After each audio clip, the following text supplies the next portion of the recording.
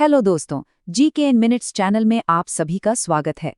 आज हम सब मिलकर समय में एक लंबा सफर तय करने वाले हैं। एक ऐसी खोई हुई दुनिया के रहस्य खोलेंगे जो आज भी बड़े बड़े इतिहासकारों को हैरान कर देती है।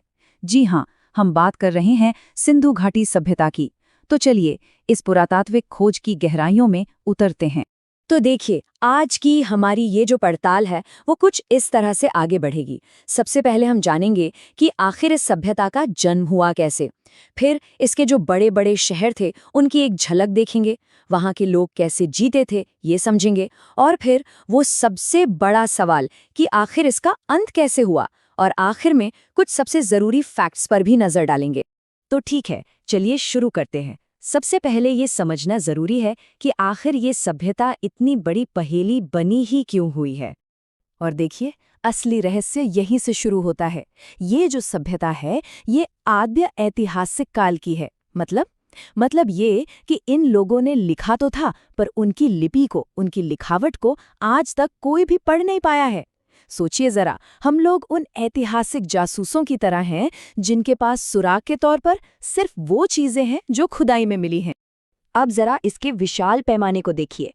दयाराम साहनी और राखलदास बनर्जी की खोजों से हमें पता चला कि ये सभ्यता लगभग 2500 से 1750 ईसा पूर्व के बीच अपने चरम पर थी। और इसका फैलाव 13 लाख वर्ग किलोमीटर से भी ज्यादा। ये कोई छोटा मोटा इलाका नहीं था। ये इस पूरे क्षेत्र की पहली बड़ी शहरी सभ्यता थी। एक ऐसा समाज जो अविश्वसनीय रूप से विशाल और संगठित था। तो चलिए अब अपनी जासूसी को आगे बढ़ाते हैं। सीधा चलते हैं खुदाई वाली जगहों पर और देखते हैं कि इन प्राचीन शहरों में क्या-क्या सुराग छिपे हुए हैं। सबसे पहले बात करते हैं हड़प्पा की। ये वो पहला शहर था जिसे खोजा गया था। यहाँ पर मिले बड़े बड़े अन्नागार, मतलब अनाज रखने के गोदाम, और मजदूरों के रहने की जगहें, ये सब एक बेहद ऑर्गेनाइज्ड समाज की कहानी कहते हैं। और एक मजेदार बात, चांदी का सबसे पहला इस्तेमाल भी यहीं के लोगों ने किया था। हमारा अगला पड़ाव है मोहनजोदड़ो, जिसका मतलब होता है मृतकों का टीला।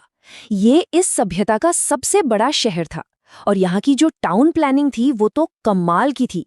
इसका सबसे बेहतरीन उदाहरण है यहाँ मिला विशाल स्नानागार, द ग्रेट बाथ। और वो जो मशहूर कांसे की डांसिंग गर्ल की मूर्ति है ना, वो भी यहीं से मिली थी। अब देखिए, चन्हुदड़ों को ये एक तरह से उनका इंडस्ट्रियल हब था। ये अकेला ऐसा शहर है जहाँ कोई किला नहीं मिला। यहाँ पर मनके यानी बीड्स बनाने की फैक्ट्रियाँ थीं। और इतना ही नहीं, यहाँ तक कि लिपस्टिक जैसे मेकअप के सामान भी मिले हैं। और ये खोज तो मतलब गजब की है।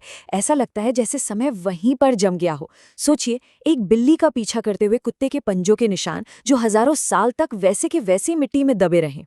बाकी जगहों से भी हमें उनकी संस्कृति के बारे में बड़ी अनोखी बातें पता चलती हैं, जैसे कि रोपड़ में इंसानों के साथ कुत्तों को भी दफनाने के सबूत मिले हैं। और बनवाली में मिट्टी के हल का एक खिलौना मिला जो बताता है कि वे लोग खेती में कितने आगे थे।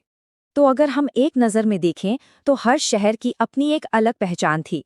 हड़प्पा अपने अन्नागार के लिए मशहूर था, मोहनजोदड़ो अपने विशाल स्नानागार के लिए, और लोथल वो एक बहुत ज़रूरी बंदरगाह था जहाँ से व्यापार होता था। अच्छा, तो अब तक हमने जितनी भी सुराग इकट्ठे किए हैं उनको जोड़कर देखते हैं। आखिर ये लोग अपनी जिंदगी जीते कैसे थे? कैसा था उनका रहन सहन? देखिए, सारे सबूत एक बहुत ही व्यवस्थित, एक बहुत ही सिस्टमैटिक समाज की तरफ इशारा करते हैं।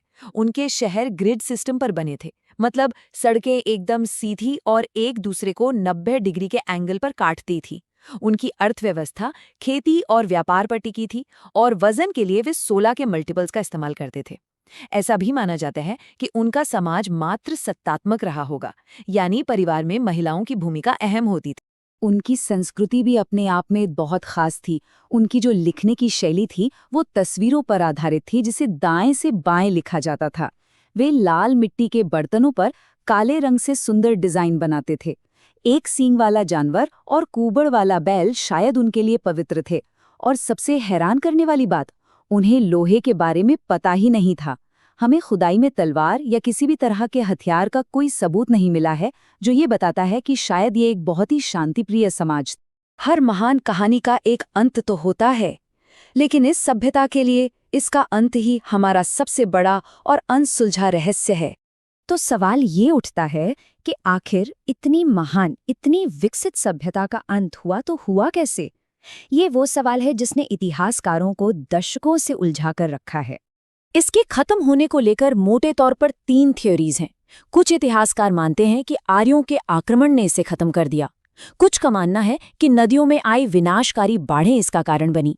और एक थ्योरी ये भी है कि जलवायु परिवर्तन यानी क्लाइमेट चेंज ने सब कुछ बदल दिया। पर सच क्या है, ये आज भी एक बहुत बड़ा सवाल बना हुआ है। चलिए, अपने इस खोज को खत्म करने से पहले कुछ सबसे जरूरी और दिलचस्प फैक्ट्स पर एक तेज नजर डाल लेते हैं, जो हमेशा याद रहने चाहिए। तो फटाफट याद रखिए, शतरंज जैसे खेल के सबूत लोथल में मिले। दुनिया में सबसे पहले कपास उगाने वाले यही लोग थे। इनकी ज्यादातर मोहरें सेलखड़ी नाम के पत्थर से बनी होती थीं। भारत में इनकी सबसे बड़ी जो साइट है वो राखीगढ़ी है। और हाँ, मीठे के लिए वे शहद का इस्तेमाल करते थे। तो हमने देखा कि कैसे इस महान सभ्यता का जन्म हुआ, इसके शहर कैसे थे, वहाँ का जीवन कैसा था, और आखिर में इसके अंत का रहस्य क्या है। ये पूरी कहानी हमें एक विशाल और बेहद जटिल समाज की तस्वीर दिखाती है। और हम अपनी बात इसी सोच के साथ खत्म करेंगे। इतिहास हमें सिर्फ ये नहीं बताता कि हम क्या थे, बल्कि ये भी सिखाता है कि हम क्या बन सकते हैं। इस खोई हुई दुनिया की विरासत आज भी हमें बहुत कुछ सिखा सकती है। अगर आपको ये वीडियो का क्लास नोट्स चाहिए तो डिस्क्रिप्शन में दिए लिंक से टेलीग्राम और इंस्टा को फॉलो कर लो और वहाँ आप नोट्स देख लो। Thank you.